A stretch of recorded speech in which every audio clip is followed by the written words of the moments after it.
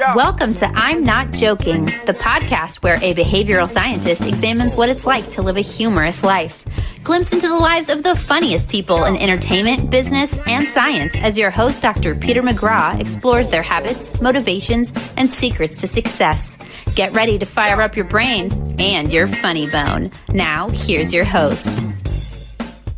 Welcome to I'm Not Joking, the podcast that looks at the lives of funny people. I'm Peter McGraw. Today's guest is Julie Seabaugh. Julie is the only full-time freelance comedy journalist in the United States. She has contributed to Rolling Stone, The Hollywood Reporter, GQ, Variety, Entertainment Weekly, the AV Club, The Village Voice, The Huffington Post, Spin, and Playboy. She has interviewed a who's who of comedians: Amy Schumer, Andrew Dice Clay, Artie Lang, Carl Reiner, Cheech and Chong, Christopher Guest, Jon Stewart, Stephen Colbert, Joan Rivers, George Carlin, Don Rickles, Drew Carey, Howie Mandel, Jimmy Kimmel, Key and Peele, Judd Apatow, Lily Tomlin, Mitch Hedberg, Roseanne, Seth Meyers, Wanda Sykes, and Zach Galifianakis. She's covered the modern roast and published the 2018 book, Ringside at Roast Battle, the first 5 years of LA's Fight Club for Comedians. And she's currently producing the documentary Too Soon, the comedy of 9/11. Julie, that is officially the longest bio intro I've had. Welcome. Thank you. I feel like I should take Roseanne off that list now. Make it a little shorter. Shorten the bio. I like how you're going to eliminate the one person with a single name. Well, you know, it used to be kind of cooler to say I've interviewed Roseanne. Not so much now in recent news. You think so? No, I think it makes it more interesting. She was a terrible interview, by the way. It was probably the worst one I've ever had. All right, well, let's just jump into that then. I'm going to hold off on the first question. So, why? Is it because she just wasn't into it? Like, this seems like the kind of person who would be a good interview if she wanted to be. Yeah, I think that's maybe part of the key to it is she was not in the mood that day. As I recall, she was driving like to the airport or from the airport in Las Vegas. I was doing this for Las Vegas Weekly.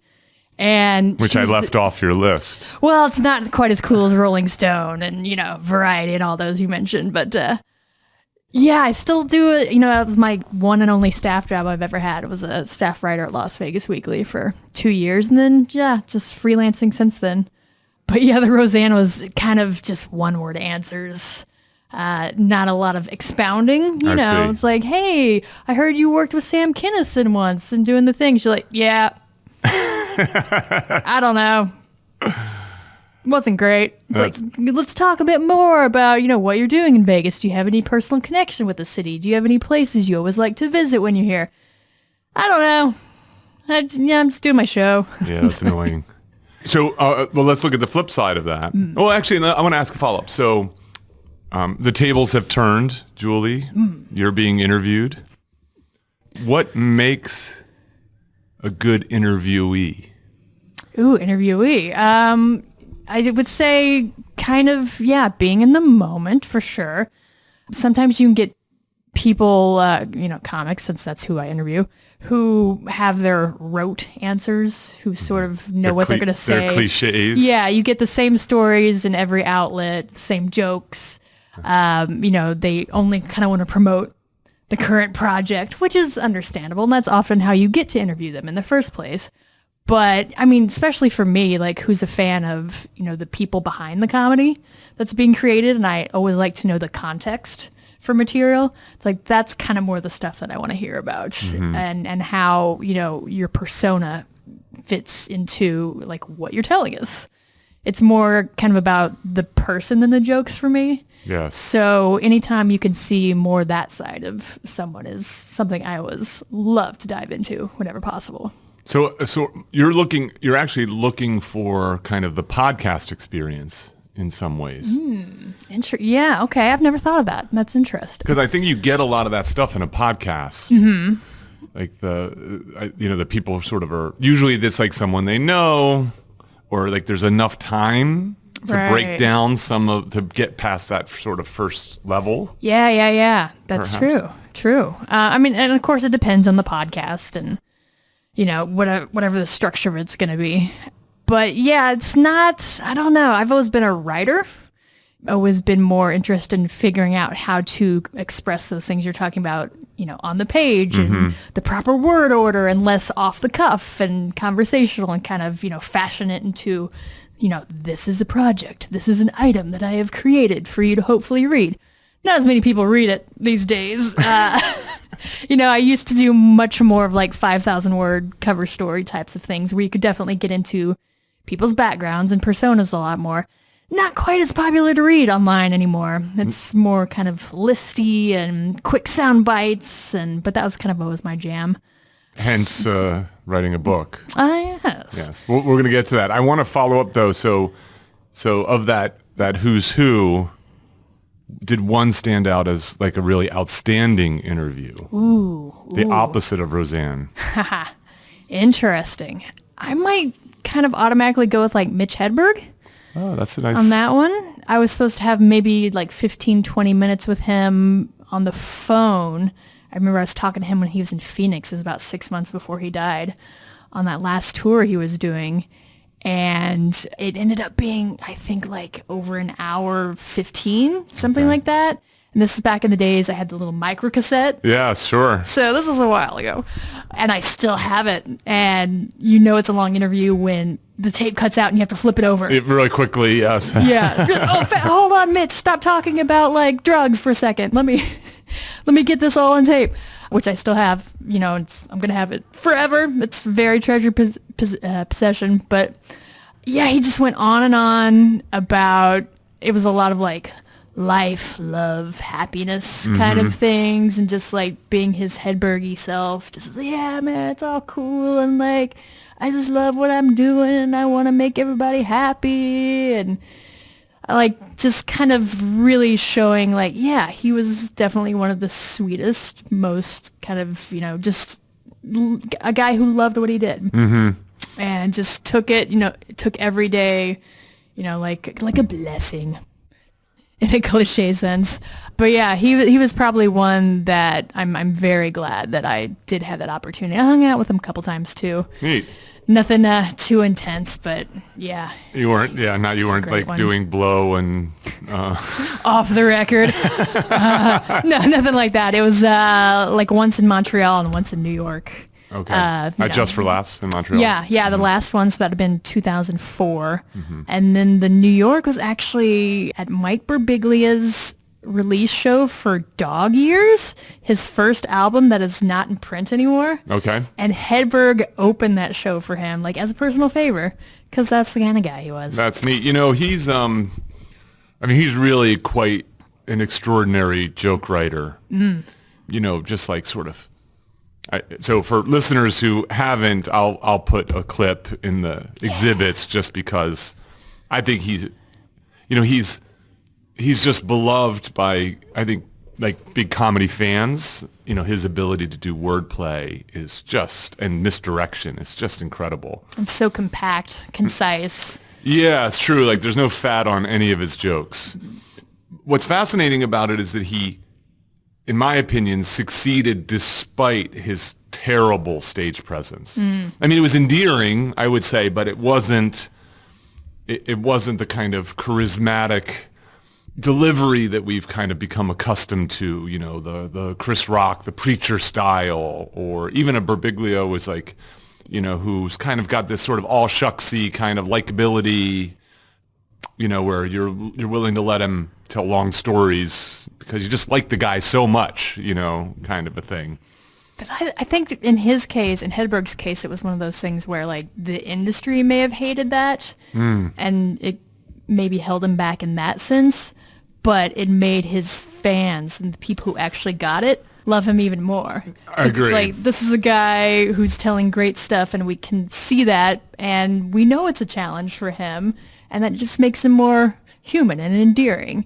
And authentic. Yeah. Yes. I mean, maybe some people who, when you get people who are just watching comedy just to watch comedy and they don't know actually who they're seeing, haven't done any prep work for that, it might have thrown those kind of people off a bit. But when you had like all those young fans that he started getting right in those early aughts who were looking for like a new kind of comedy And he was sort of leading the charge in that sense, like the post-Dane Cook era sort of thing.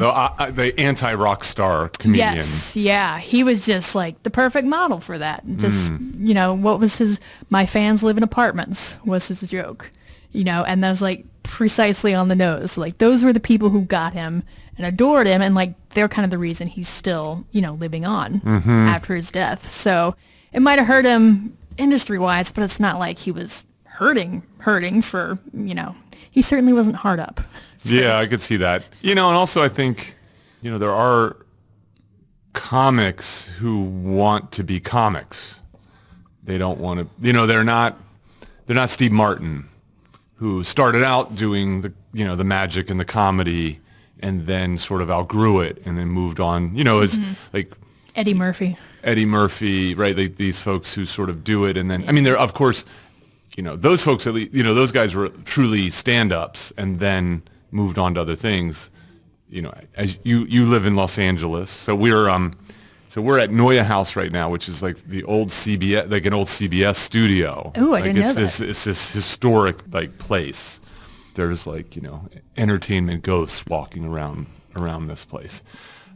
You're living in a world. We were talking about living in LA. I'm coming to LA for a sabbatical, and you know, there are those folks who they're comics, but only in the sense that they're really actors who are trying to get noticed.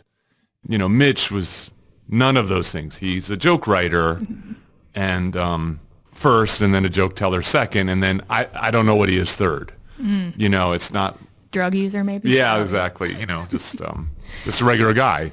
Yeah, you know. But it's also like he couldn't have been anything else. What could you possibly? I don't. What could he have done? I don't know. I mean, well, I think the counterfactual is what would Mitch Hedberg be doing today if he were alive? Like, would he have 1 million followers on his Twitter account? Oh yeah, I mean, right? his Twitter would have been massive. I mean, that is the style of joke that he. But is he the kind of guy who, like, you know, would have done that kind of thing and done it well? Well, he did do, you know, a little bit of the dabbling in acting, the Almost Famous and Lords of Dogtown, if that's the name of the film that he's in, skateboarder movie. He like made those Dogtown and Z-Boys or something. One of them was a documentary and the other one was a fictionalization, and he's like sold a special wheel in the fictional one. Is that right? Okay. Yeah, you know, about 5 seconds of screen time. And he made his own film, you know, Los Enchiladas, was it Sundance in '99. Okay. So it's not like he wasn't interested in that kind of thing, but it was also kind of a control factor. Like when the reception to Los Enchiladas was not as he was hoping, and then, you know, people offered him other stuff that he just didn't feel like was a good fit for him, is kind of when he was like, oh, I don't know about this whole Hollywood thing, and you know, hence the joke, like, hey, you're a good cook, now can you farm? Yeah. Yeah. So it was, I think he was just like very aware of who he was and what he did and did not want to do, and, you know, whatever links or compromises he was willing to make. And I think, you know, eventually it just wasn't many of them. So who knows what he would have been doing. You know, if you look at like Brian Regan, he's massive. Yeah. He tours constantly, doesn't act. Yeah, that's right. So, I think I saw he did some stuff, like he did something for like a Google Talk. You know, he's starting to branch out a little bit on things, but you're right. Like, you know, you do what you love doing and you're good at it, and you keep doing it. So let's stop talking about these comics for a bit, and talk about you. So Julie, if you weren't working as a journalist, oh yes, or a filmmaker, what would you be doing? I mean, that filmmaker has to definitely come with a bit of an asterisk, because this is certainly the first thing I'm doing in the filmmaking world, but we can get to that later. Okay. I would like to be a dog whisperer. A big business these days.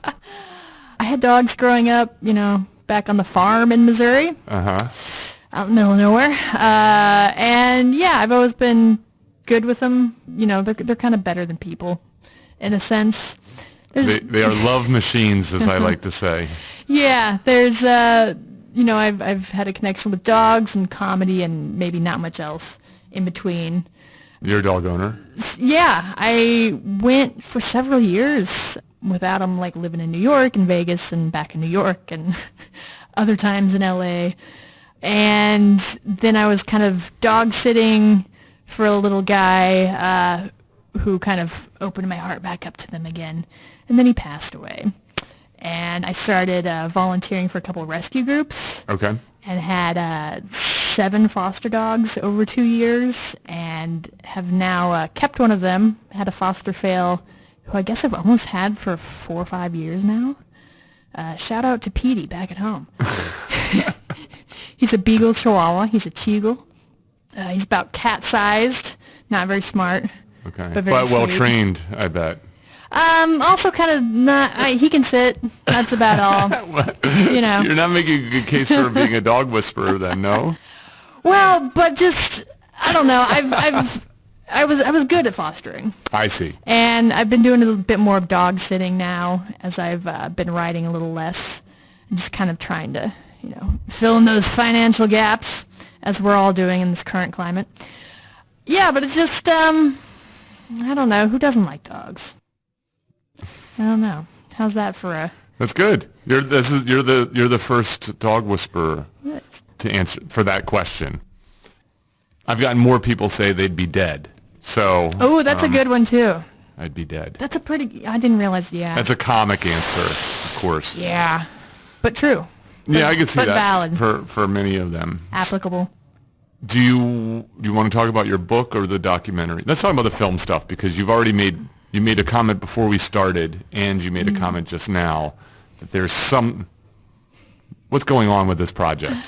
So yes, as you mentioned up top, it's called Too Soon: The Comedy of 9/11. Basically looking at how 9/11 affected comedy, from the point where comedy stops, the clubs close, the talk shows go off the air. Are we ever going to laugh again? Is I Already Dead? Right. This whole period of, obviously everything else was shut down, and, everything was weird and uncertain at that time. But as a person who enjoys comedy, I'm following the comedy story in this case, through when the clubs do open again, and can comics talk about it? And if so, how? And what were the fights that were happening backstage, which they were happening? And then, the talk shows come back on the air. How do they handle it? The Onion, yes, of course, comes out with its famous 9/11 issue. Yeah, that was like 10 or 11 days after. Yeah, after 9/11. We talked about this in the Humor Code as this sort of counter to the notion of too soon. Yeah, and we've interviewed a handful of people from that time at the Onion, and it was really interesting to have them talk about how they actually started back at work for that issue before all the talk shows were back. And we're like, I don't know, we'll probably avoid it, maybe just one joke about it. And at the end, it's every single item in the whole paper. It was all 9/11. Yes. And it's all, real life turns into bad Jerry Bruckheimer film, hugging up 76,000%, not knowing what else to do, woman bakes American flag cake. Yes. And kind of addressing... And the famous headline, I think, was the hijackers surprised to find selves in hell. Yes, yeah.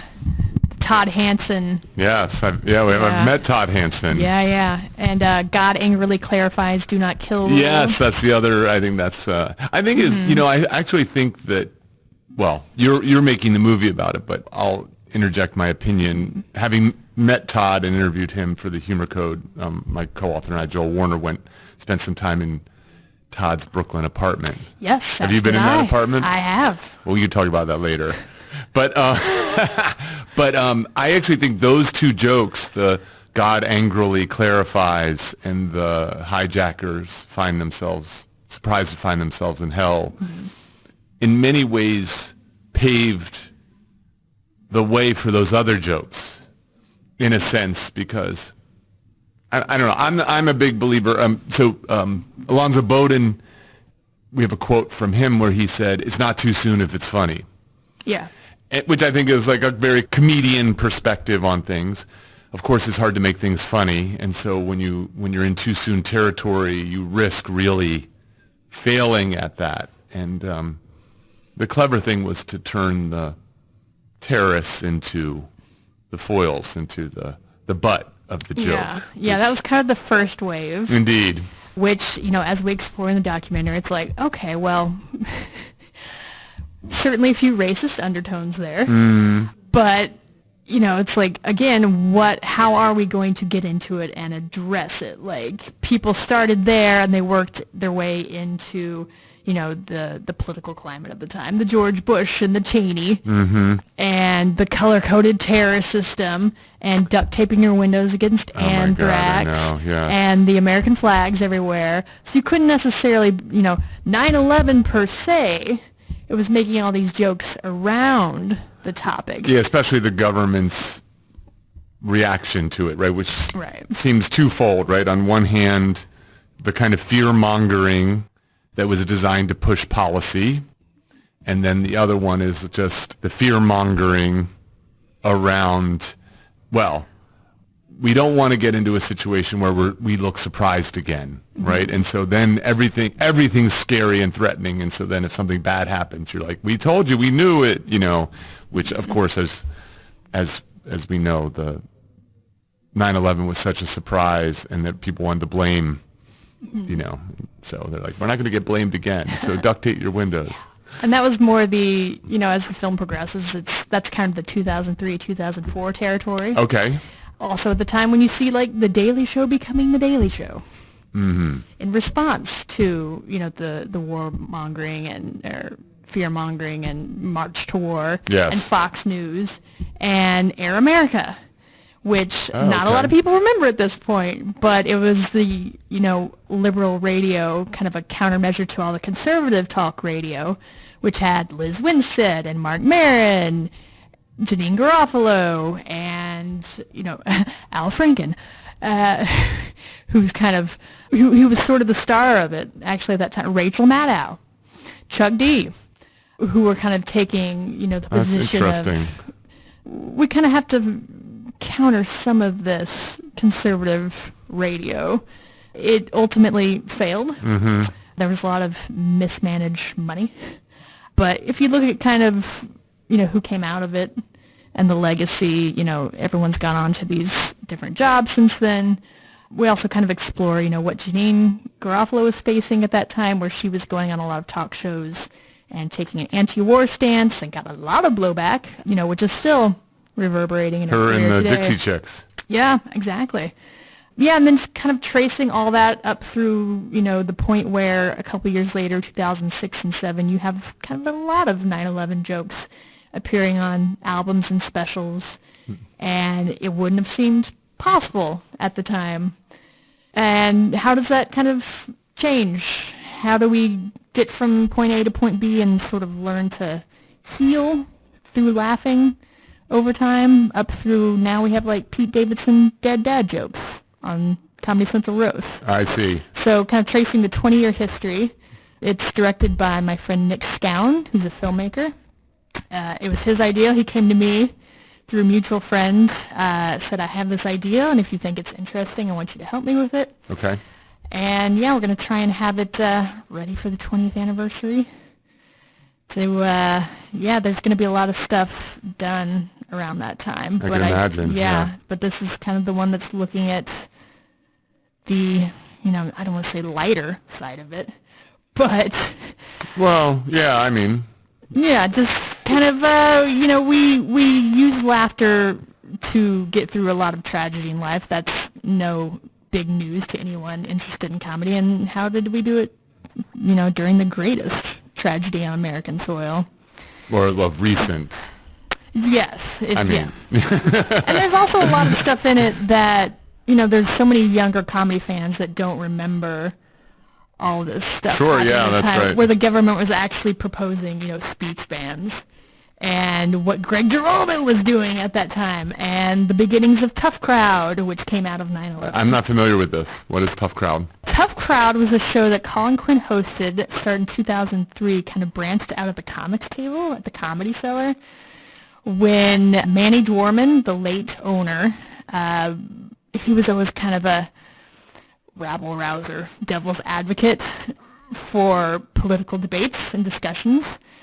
So when you see comics still going at it back there, that was one of his things that he implemented.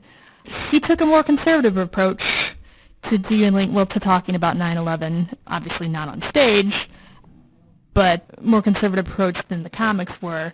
So there were a lot of debates at the table, and, at some point I was like, hey, we should have a show about this. Colin Quinn hosted, Lori Kilmartin was the head writer, which was a huge thing for, female head writers for, in the post 9/11 era, kind of actually discussing these things, not in a joking manner per se, but in a natural, just sitting around shooting the shit. This is actually where material starts gestating from, sort of position. I believe it only lasted, I would say, 2 years, but was kind of influential for, just having that kind of round table discussion sort of thing. I think Comedy Central still has some DVDs of it out there somewhere. Okay. Yeah, and there's actually, I know there's a oral history of it on maybe Splitsvrider, I want to say. Okay. Interrobang, maybe. I'm going to say Interrobang. Okay. And tell me again the name of this, what's called? Tough Crowd with Colin Quinn. So this is before, my interest in comedy as a scientific study. And so I also was probably an assistant professor, and so I had my head down during much of this. In any case, I want to talk to you about your experience now making a film, because clearly you're probably stretching yourself in a lot of ways.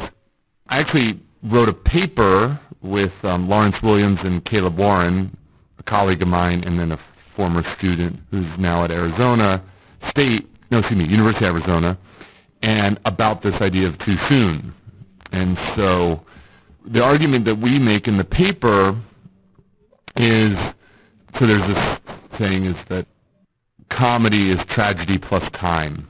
So a variety of people have said it. Carol Burnett gets attributed to it. Other people, it's a very, who knows who first said it kind of thing. And the argument we make in the paper is comedy is tragedy plus the right amount of time. That is so we use the benign violation theory, not surprising, that's our theory, to explain this transformation, how a joke might be upsetting, could become funny, and then what we argue is eventually becomes not funny again, but in a boring kind of sense. That is the distance, what we call psychological distance, which is predicted by other objective forms of distance, most notably time. The passage of time reduces the threat of things, makes things less upsetting, right? Getting stood up last night is more upsetting than having been stood up a year ago, that kind of thing. What are you implying? I was talking about myself. So but this sort of the notion of, in the moment, of course, it seems impossible to make these jokes, but 9/11 clearly is less upsetting now than it was in those moments, hours, days, weeks, that pass. But what ends up happening is eventually you become so far away from it, there's almost, it's not even, like, you don't have the violation side of the equation to be balanced by the benign side, right? So the most tragic thing, well, I guess we've had our share of this country has done better than many in terms of tragedies on its soil, but obviously what happened to the Native Americans is an incredible tragedy. No one makes jokes about that. The Civil War, the lives lost is just an incredible, and especially in terms of percentage of the population, etc. No Civil War jokes. You know what I mean? Like that kind of a thing. But I guarantee you there was a time where there were no Civil War jokes because it was too soon. Then there was Civil War jokes. We didn't have vaudeville back then, but still, you know what I mean? Right. There were Civil War jokes, and then no more Civil War jokes. And I think that's my prediction, of course, is at some point there will be no more 9/11 jokes. in the sense that it's just going to be so far away that it doesn't spark that challenge inside us, which I think comedy needs, right? It needs that sweet spot between threat and safety that's there. Yeah. Janine Garofalo was talking about, her quote-unquote 9/11 joke is actually a joke about the Spanish Civil War. Is that Where right? it's like, is it too soon to joke about Yeah, that's right. the Spanish Civil War? Or, we talked to Jesse Joyce, great Comedy Central and roast writer. It's like, he still has a joke about Pearl Harbor, about the Lincoln assassination. It's like, so when you kind of bring that up, it's sort of a meta joke about the too soon concept. Yeah. Oh yeah, haha, nothing is too soon given enough time. It's like, so yeah, Spanish Civil War, is it too soon to laugh in the face of 9/11? And, you're kind of layering on a couple additional, you're saying something about 9/11 under the guise of the Spanish Civil War. Mm-hmm. Where I think it also depends on, I think you mentioned it earlier, like what the kind of subject of the joke might be. Yes, or of the course. target. There's multiple ways. In our vernacular, there are multiple ways to make a violation benign. Mm-hmm. And so, but the victim Right. Like there were, is one way. a lot of firefighters getting laid after 9/11, and there were, firefighter pussy jokes that, you're not saying anything. It's not a 9/11 specific. It's not laughing at the buildings and the dead people. It's about kind of our reaction Yeah, well, to a reaction to there's a couple layers built in, or stuff like that. yeah, bad thing makes a good thing happen. Yeah. Yeah. So if you're talking about, the kill all the Muslims, I mean, even, oh gosh, now I'm suddenly forgetting his name. Oh, brain fart. The guy that they created The Stand in memory of, who had the heart attack. I'm so terrible. Bad journalist. Mike DiStefano. Thank you. Oh my gosh. He was talking about, be an American, punch a Muslim in the head. Punch a cab driver in the head. Be American, punch a cab driver in the head. I see. Like that, in hindsight, is not a great target for a joke. Of course, right, yeah. But at the time, apparently, it was killing. Is that right? With a Yeah. particular audience. Yeah. Just because, it's kind of what some people were feeling and could connect on, and, I don't know, one of those explorations of, and that's something this movie does, is what I've always really liked about comedy is being in a room with all these diverse people and laughing at the same thing at the same moment, and we're all in this together, and we'll go out and do different things. But in this moment, we're all on the same page, and it wasn't the case for a long time. Yeah. In the comedy rooms, even behind the scenes, the industry, the comics, everyone was kind of at each other's throats about what is and is not appropriate. Yeah, which is interesting because comedy really plays on breaking rules, and there are people trying to set rules, which makes, I think, a lot of hardcore comics want to break those rules. It's just in the nature, it's in their DNA, and then it's also something that they get rewarded for. If you play by the rules as a comic, your stuff's usually not that good. Yeah. So let's talk a little bit about the process of making the film rather than the topic. So this director comes to you, says, "Do you want to do this?" You obviously said yes. And so you're doing some writing, I assume. You're producing. What do you do? What's the? So I've so far set up all the interviews and conducted them, transcribed most of them, had some help with some other ones when I get a little inundated, and then kind of have been creating a paper cut. So you're chopping up those transcriptions and putting them in a order that makes sense. Like a script. Yeah. Yes. Figuring out what the chronology is and the different kind of segments we want to tackle. Obviously I'm not the visual audio person on the project, but also gathering a lot of B-roll, mostly on the comedy side of things. There's a lot of news stuff that's going to get used as well. And then just, giving my opinion as a journalist on what it is we've created in the process. Looking at it, I've always covered comedy from a super fan point of view, as an audience member. and kind of looking at it like, now what would I think of this if I was watching as a comedy fan? There's a lot of funding requests. I bet. A lot of applications for grants, so writing those as well. You need a Canadian on there to get some of that Canada money. Ooh, The yeah. Canadians are really good at funding documentaries. Good to know. Put that on. Perhaps the too to-do late. list. Perhaps the topic would make that hard. Any case. I want to ask you about, I think that the documentaries are hard to make for a variety of reasons. One is bloat, right? It's very easy. I think it's easy for a documentary filmmaker to undercut the movie because they just have so much stuff, and they love it. You know what I mean? It's all very important. And then I think the other one is, I'm always speaking as someone who's watched a lot of documentaries. The other one is, I think, like a rookie mistake is like just too much interviews, like classic interviews, like watching someone sit in front of a mic and answer it versus all the stuff you're talking about. Having B-roll, having news stuff, having energy and action and so on. On-stage clips. Yes, exactly. Yeah. That movie has to be funny. Like it's unfortunate. The expectation is that the movie, because it has the term comedy in it, is that it's going to be funny. There's going to be some laugh out loud moments, and so that demands some work. And then the last one is you don't even know how it's going to turn out, right? Like you don't even know the story arc until you're kind of done, right? Like, or at least you get into it. I have to assume a lot of documentaries have that risk to them. Mm-hmm. Maybe less so with this one. Yeah, in this case, it's actually advantageous that we're just following chronology. Yeah, we're not actually. You're not waiting for who wins the air guitar international championship. You don't even know. Never going to come to terms with his family life in Staten Island. I'm talking about the Bitter Buddha. Yes.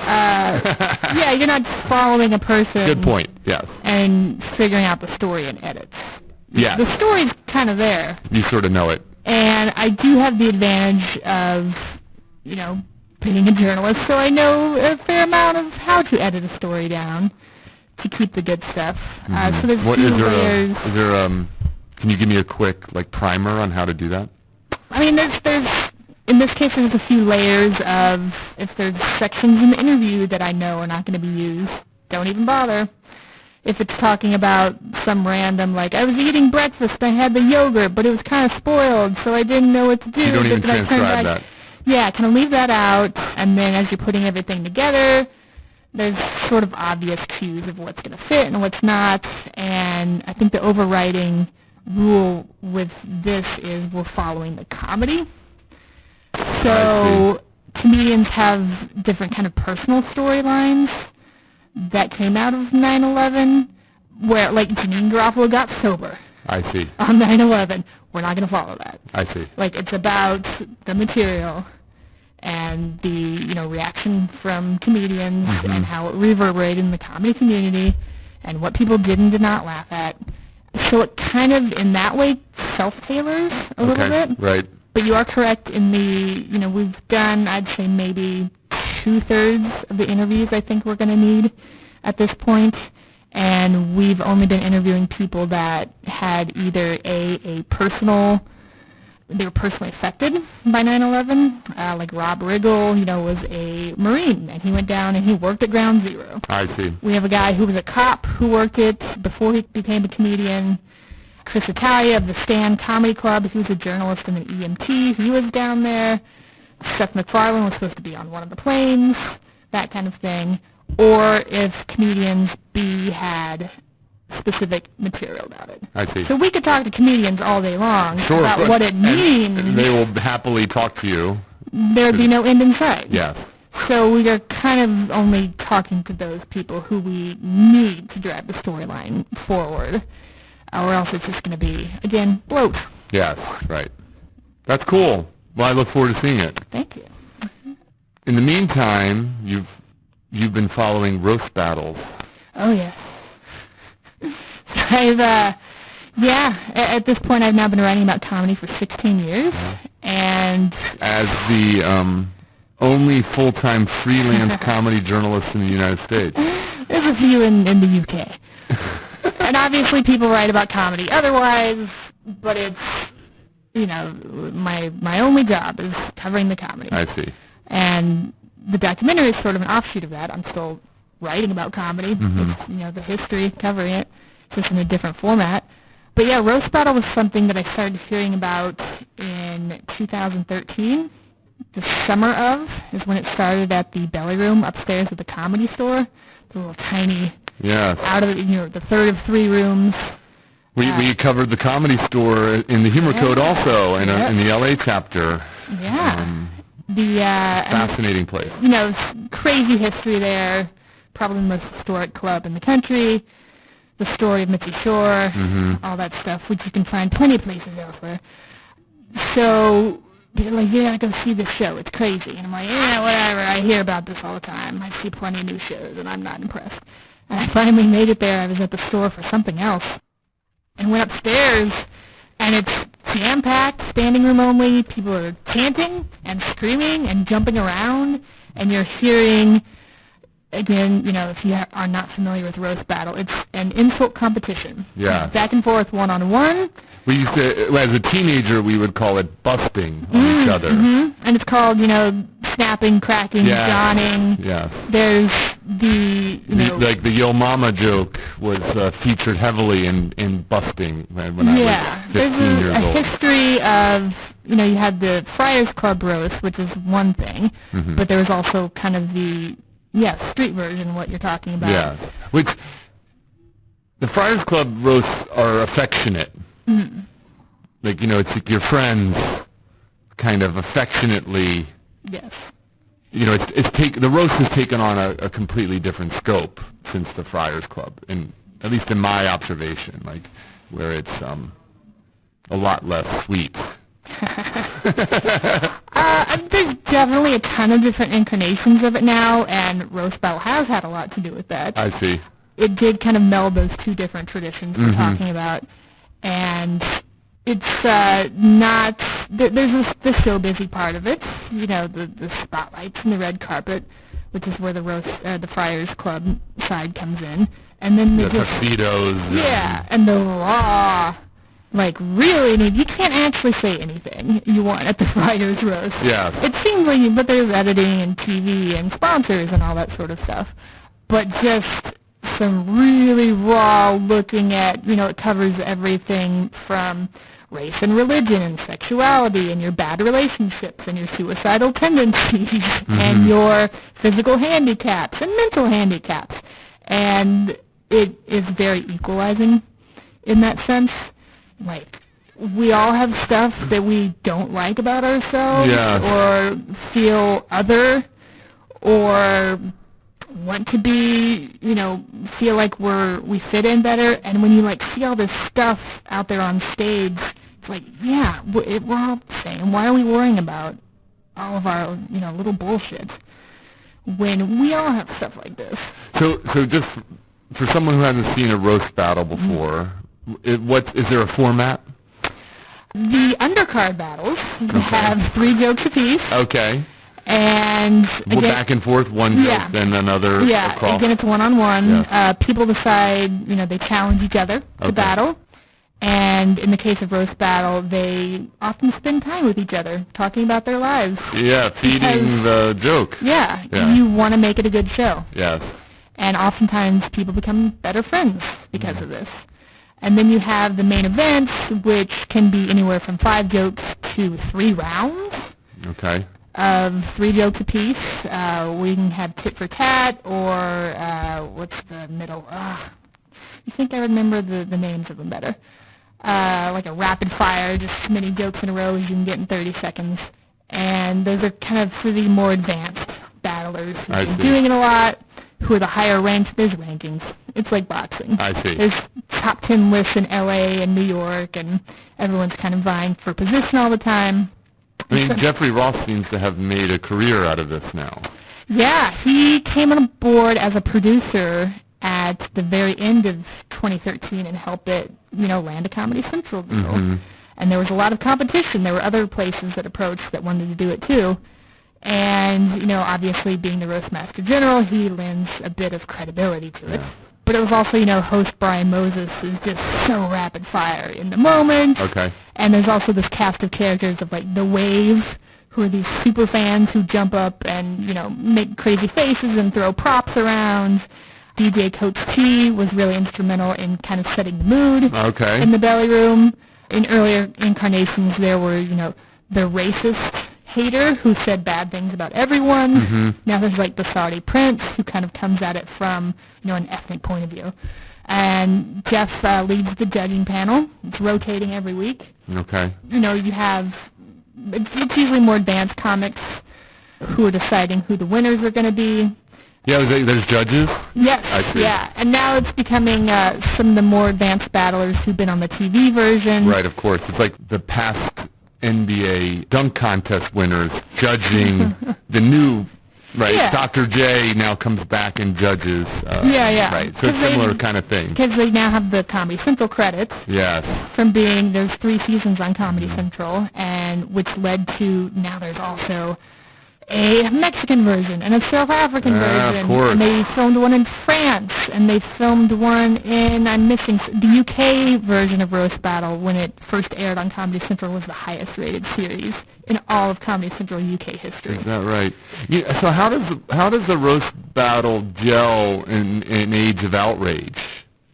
How is it that it thrives when nowadays, ill-placed joke in a comedy club can turn Twitter on fire? Yeah, there's definitely a climate that would seem to be detrimental to something like Roast Battle, but, and I kind of talk about it a little bit in the book. It's like precisely because of that, why it's been so successful. As a reaction? Yes. I see. It's, you go up there, and Moses always says it's a temple of free speech, it's fight club for comedians, anything's going to go. There's like rules? Is there like a set of There are rules? 3 rules. What are they? Original material only. Okay. No yo mama jokes like you heard anywhere else. Okay. Rule number 2, no physical contact. Okay, that makes sense. Except for rule number 3, at the end of it we hug. Oh, okay. Jeff came up with those rules. They were kind of, grandfathered in from, like, the Flowers roast. This is all in good fun. Yeah, so this is like Jimmy Carr would say, these are jokes. Yes, it brings us closer together. Yeah, these are jokes. And I always leave every Tuesday night, just kind of a bit more optimistic and pumped up and Really? ready to go out there and taste life again. The Tuesdays are kind of my weekends I see. at this point. And you should definitely come while you're in town. I actually was just thinking that. Like, I was like, I need to do this. I'm add it to my list of things to do. This is a very kind of, Key and Peele I thought it was a weird place to put it, but in like Time Magazine they did an editorial a few years ago, which, I think it was the title of it was Make Fun of Everything. Something like that, where their thing was, they're not a list of off-limit topics. Like, those guys said were like pretty nice guys. I was a little surprised that they were the people who said this, but their thing was to strike out someone because of a handicap or because of a challenge or because of whatever it is to discriminate against them. Is actually to hold them down. Because there was an interesting, certainly counter perspective, but their thing, is like, it's about execution, of course. It's not about, you're going to make fun of folks who need to do it well, and it seems like that seems like a very roast battle kind of thing, is that if I hold back, I'm actually doing a disservice to this form of comedy. One of my favorite battles ever was Jay Urell, who has cerebral palsy, he's in a wheelchair, slurs, versus Robin Tran, who is a transgender Vietnamese lesbian. And, they just went back and forth with the most heinous, wonderful, beautiful jokes. Yeah, it went into double overtime, and at the end of it, it was a tie. Because it was so good. Yeah, that's good. You can look it up. It's on YouTube. Okay. They've had it on the podcast. And I just like to use that as an example of, hey, we're not looking at like 2 hot white dudes. Yeah. Right. Now is that Joan Cook? Yeah. What, tell me again who the two people were? Joe Urell, Okay. which is Eurell. Okay. Versus Robin Plan. Okay. I'll put this in the exhibit. Yeah, and they both were in season 3 in separate battles. Comedy Central Roast Battle. Both of which, their opponents were both great. Look up both of those. And then the TV version, Joe battled Nicole Buchanan. It was supposed to be for digital only, and it was so good. They put it on TV. Wow. And, Nicole's saying stuff like, I may be like a 5, but Joe, you're a 3. Literally. Your body's shaped like a 3. I see. And Joe's coming back with, suicidal jokes about Nicole cutting herself, and it is one of those nothing is off limits. Mm-hmm. And it just makes, I don't know, you can't, it's what you're saying, like, you can't put any limits on things we can joke about because, the world is a dark place. Our minds are dark places. And we need to get some of this stuff out. Mm-hmm. But the Buddha would say life is suffering. Yeah, in quote-unquote healthy ways. Mm-hmm. In this room of people screaming and chanting and jumping around. And we're all in this together. And it's just, like, in a format where you're trying to make it as good as it can possibly be. Mm-hmm. Where, and there's, it's something that's all over the world at this point. This show that started on accident when these two open micers were going to piss fight each other. And that's the inception. Yeah, it was a complete accident that this show started. And those are like your comments, use your words. Okay.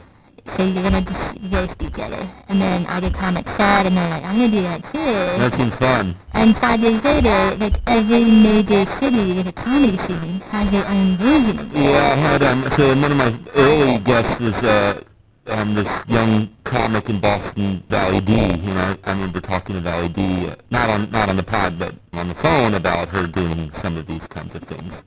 It's really striking to me. I mean, obviously I've seen roasts on Comedy Central. For the Humor Code, we visited the Friars Club, and so I find roasting really fascinating. And obviously, I was a teenage boy who played sports, and, so there's that kind of thing. Two things sort of strike me about it, like from a scientific standpoint. One is, because it's back and forth, like, the violations are, like, they're made okay, because I say something bad about you, you say something bad about me. Right? It's a lot. Like, if it was only me saying stuff that's bad about you, it becomes hard to do. I think that's one of the brilliant things that Comedy Central's done with their roasts. If you notice, not only is, like, the guest being roasted, but all the roasters are being roasted. And so it creates this atmosphere where you can say whatever you want because it's kind of equal opportunity insults, so to speak. I was going to say something else about that. Anyways, well, the equalizing factor in roast battles, it's the funniest jokes that win. It's not who's more famous. Yeah. It's not who's, the hot comic of the moment. Yeah. And a lot of people who are getting really good at roast battle aren't necessarily traditional stand-up comics. So I, in the book, sort of wants to say that it's a new fourth pillar of modern comedy. Stand-up, sketch, improv, and now you have roasting becoming pretty mainstream. Really? Wow, okay. But there's all these different, not even like in the live comedy industry universe per se, but like there's, people get roasted for their birthdays and at their office parties and retirements, and there's all these like MTV had a version, and the Food Network had a web series called The Roast, where they animate different foods roasting each other, like potatoes versus chicken, making jokes about each other. And that's because of roast battle. Obviously, like, these sort of chef shows have their share of insults. Although it doesn't have that roast of the back and forth where it's like, I don't watch these things, but I know, like, these chefs yelling at their students all the time. Maybe not out of love. It's not out of love. And maybe there's hugging afterwards. I don't know. So I want to ask few questions as we wrap up a little bit. So, obviously, you've interviewed lots of comedians. You've written about comedy. You are a fan. You said you're a super fan and so on.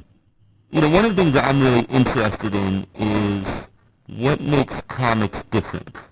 And so how they approach their craft in a way that I think the average person doesn't approach their work or their craft. I mean, first of all, comics think of their work as a craft, which already differentiates them. But do you have any, interesting insights, I know this is a broad question, but do you have any interesting insights about, how these people who have this incredibly difficult job make it look easy, their practices and their perspectives that you think is kind of an interesting, that maybe you've used yourself, like you've taken it from there, or you've written about it, you've noticed? I mean, I think there's obviously a lot of subjectivity to the kind of comic a person's going to be, the sort of material, their goals, if it's just like we were saying earlier, to go to a TV show and be financially comfortable, versus someone who, like David tells, like, what they have to do. Yes, they're compelled to. Yeah, there's nothing else that is going to get them through life. I definitely have had, people, what else would you be doing if you weren't writing about comedy? I'm not, other than the dog thing, You're like a David Attell type journalist. It's something that, I saw him in college, and I was already writing, and I'm like, oh, now I'm seriously writing about comedy. Interesting. Got sick, started doing like TV and film stuff and music stuff before, but it's like, oh no, comedy is very different. Yeah. It's a way of moving society forward in a lot of ways that film and music don't, because you have that immediacy. Yes. You can have that instant reaction. And even more, I think is slightly more important than getting a laugh is changing the way people think. You kind of go home and you're like, oh, that was funny, but then you start actually thinking about, maybe I am looking at that in a different way. Now, the reasons that comics achieve that could be different. Again, some people are just pretty superficial and they'll talk about dating and social media, whatever. And there's not anything wrong with that. Just say, people just need a laugh. Like just the other night, I was at, the store, this was after the Brady Stevens memorial, and I was like, I showed him in the front row, sitting all by himself. And he's like, somebody starts talking to him, I think it's Crystalia maybe, and he's like, hey, look at this dude up here all by himself, what are you doing? He's like, I'm a citizen. And he, everyone instantly is like, you know why you're here. I see. Totally understood. Right. It's like his one night off, he needs to forget about all the stuff that's going on, the people he's lost, Of course, that kind of thing. So everyone kind of comes to the club for different reasons, whether it's eating food in the highest form, or just like wanting to bond on a first date. Yeah, of course. Comedy's a great first date. Yeah, just whatever's bringing you. It can be a great first date. If whatever's bringing you there, there's something that's happening in comedy right now in the second boom. Part of it has to do with the internet, part of it has to do with the political climate, but whatever it is, like, people are looking for something that, only live comedy can achieve. It's so different than watching it on YouTube or listening to... The crowd. I mean, having the key is the audience, I think. Yeah, and even if, when you have these pieces that are, outrage, offensive, this joke is bad, and you're just seeing a blog with a line cut from the set. But you have to have the context there and understand that, comedy's created in the moment. Yes. I mean, jokes can be written ahead of time, obviously, and rehearsed and worked on and honed, and then you create them for a special. And, but the process, when you're in the room, someone like Mark Maron, he's mostly off the cuff. Just talking to people, dealing with stuff that's happening to him, in the world, on the news. There's something that we need from comedy right now. And I just think it's the most important art form, and it is an art form, that, there are ways to express things that, trouble us, frighten us, but when you can laugh in the process, it just, there's that physical release of, think it'll be okay. I think we can laugh at it and get through it. And again, not all comics are getting into comedy to that point, but at its very, highest form of being practiced, like, it's the best. Yeah, that's, well, I mean, obviously I share much of your same view. Last question.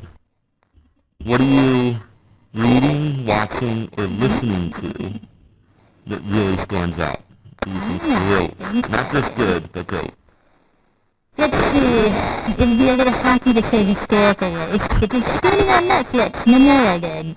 May 27th. Which Seabaugh produced. Sex and Advance episode day. Okay. It's basically taking historical figures, Abraham Lincoln, Cleopatra, and Frank, and listing them in the play format. Okay, lovely. Jeff is like the ringleader of it, and you have people like Bob Saget playing Lincoln, and David Rossi playing Hitler. Okay. Highly recommended. So I just saw that. I've been rereading a bunch of old memoirs. Okay. Like, give me one of them. Like last week, The Most Tasha and the Rye.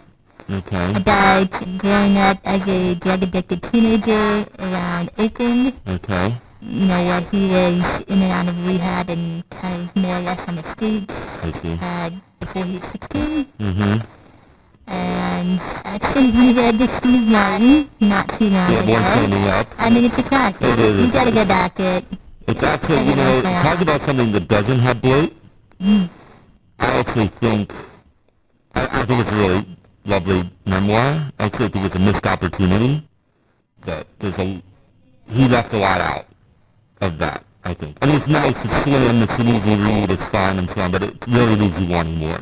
It was, in my memory anyway, at least, one of the first, actually really personal memoirs that wasn't, about trauma.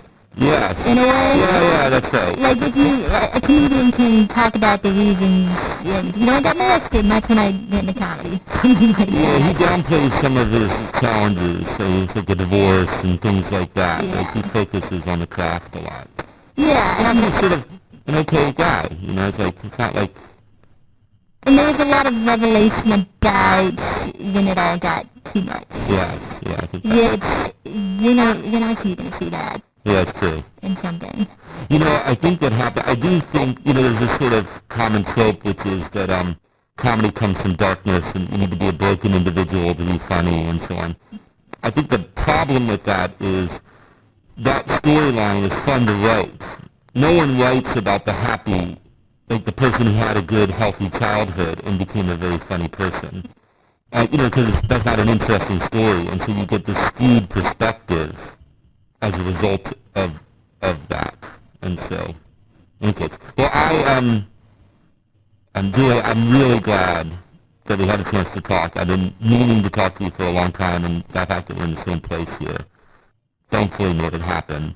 Oh, yeah, thank you so much. Yeah, I really appreciate it. This is really a lot of fun. Welcome to LA. Yeah, thanks so much. I'll put all these things in the exhibits. I look forward to your forthcoming film. And see you at the roast battle on Tuesday night. That'd be great. Cheers. Thank you for listening. Don't forget to visit petermcgraw.org for more information about our guests, show notes, and social media links. If you've enjoyed this episode, please subscribe and share with others. Join Dr.